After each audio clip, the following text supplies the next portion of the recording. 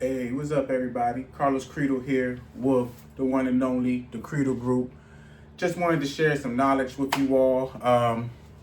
Put it on my whiteboard, telling you guys a little bit about home ownerships and the three main pieces that could get you into a house, right? A lot of you guys that's on my feed, you guys know that I love real estate. This is what I do full time. I do mortgages, I do insurance. So I'm a one-stop shop. So I do have a full insight on what's needed for you to purchase a home. And I want to discuss a little bit about that with you because honestly, home ownership is one of the biggest tools for financial freedom. I pride myself in helping a lot of my customers, a lot of my clients, should I say, purchase homes, also sell homes. But today we're going to talk about the purchasing factors, okay? So let's talk about home ownership, all right? There's three main pieces when it comes down to home ownership. Number one, credit. Back in the day, I'll say probably 5, maybe 6 years ago, man, I was credit. Who cares about credit? I cared less, but credit is king. Now that I'm more educated, I definitely understand the power of credit. Once upon a time, I went to Marshall's and they denied me for a credit card. You know how they all say, hey, you can save 15% or something like that. And I said, oh yeah, well, hey, I'm trying to save me some money. And they denied me. That's when I started taking credit serious. And since then, I've been able to purchase a home. I've been able to help others fix their credit, things like that. A lot of people use these companies like Lexington Law and things. Hey, I'm telling you, that's throwing your money down the drain. Don't do that. If you want to fix your credit, what you need to do is pay down your credit card utilization, get your collections straight, invest that money into paying off your collections and paying down your credit cards. Number one. So there's three different type of credit scores, really. There's bad, there's good, and there's excellent, okay?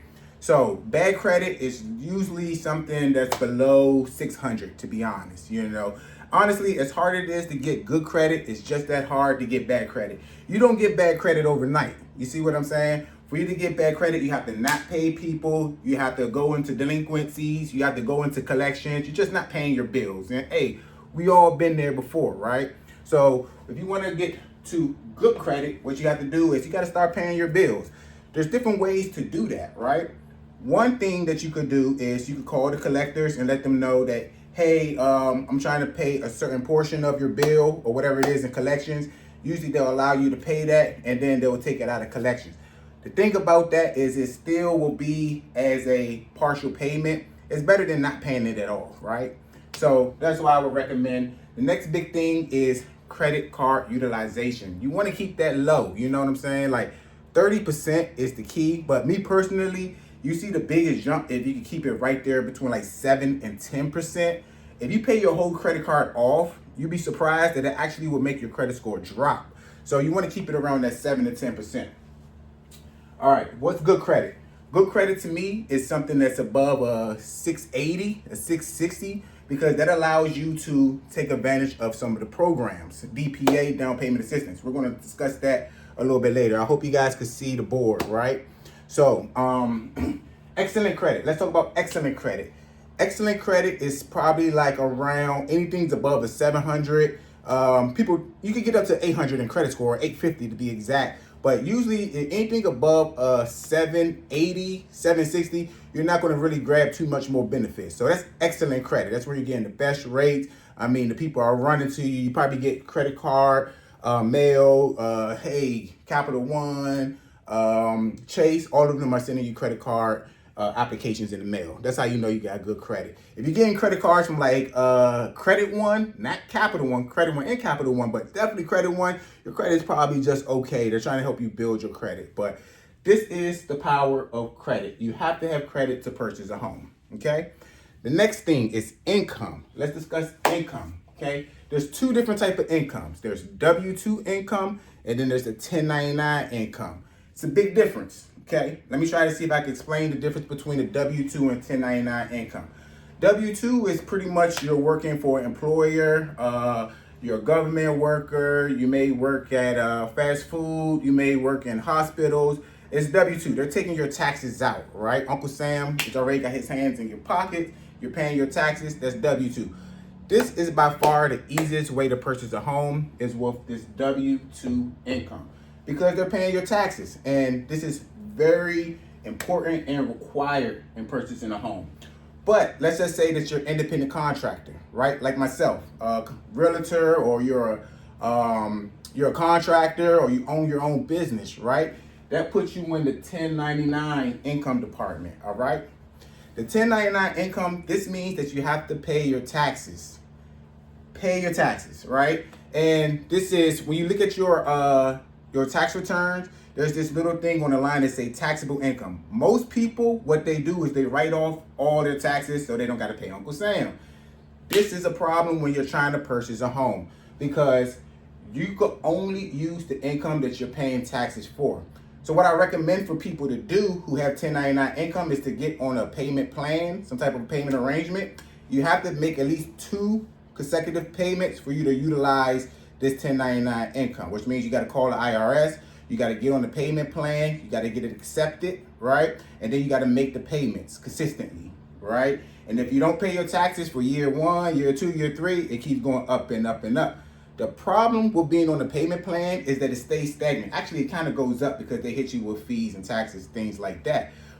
But the thing is that you could utilize that income, okay? So let's just say that you made $100,000. Let's use that number, nice round number. You made 100 bands last year. So you got to pay taxes on this 100,000. Depending on if you're single or if you're married, depends on how much money you're going to owe Uncle Sam. So let's just say that you owe Uncle Sam out of that 100,000, he wants $30,000. Now you owe Uncle Sam $30,000.